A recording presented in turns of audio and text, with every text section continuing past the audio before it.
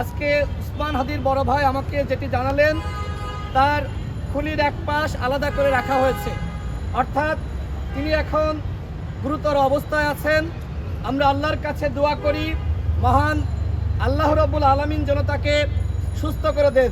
আমি যতটুকু জানতে পেরেছি তার অবস্থা খুবই গুরুতর, তিনি অত্যন্ত ক্রিটিক্যাল সিচুয়েশনে আছেন। তার অবস্থা অপরিবর্তিত।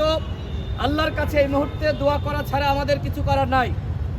গতকাল ঢাকা মেডিকেলে যে ডাক্তার তার অপারেশন করেছিল, ডাক্তার জাহিদ ভাই, তিনি আমার আগে থেকেই পরিচিত, আমি তার সাথে কথা বলেছিলাম।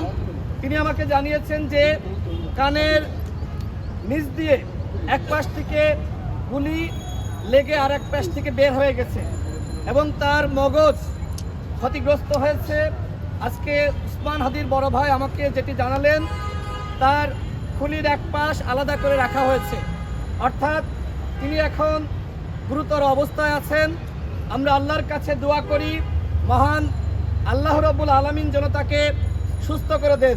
নির্বাচনকে কেন্দ্র করে 50 জন প্রার্থীকে টার্গেট করেছে আওয়ামী দুর্বৃত্তরা এবং নির্বাচন বানচাল করার জন্য তারা এই ধরনের টার্গেট হাতে নিয়েছে।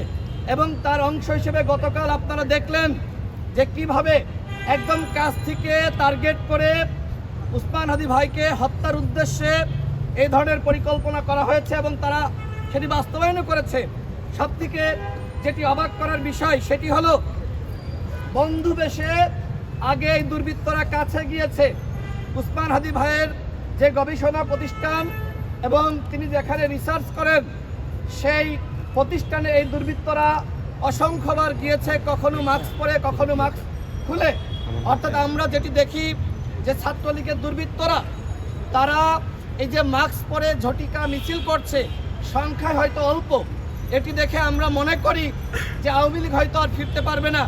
কিন্তু আজকে তারা যে পরিকল্পনা হাতে নিয়েছে, নির্বাচন যত ঘনিয়ে আসবে তাদের এই পরিকল্পনা তত বেশি তারা বাস্তবায়ন করার চেষ্টা করবে।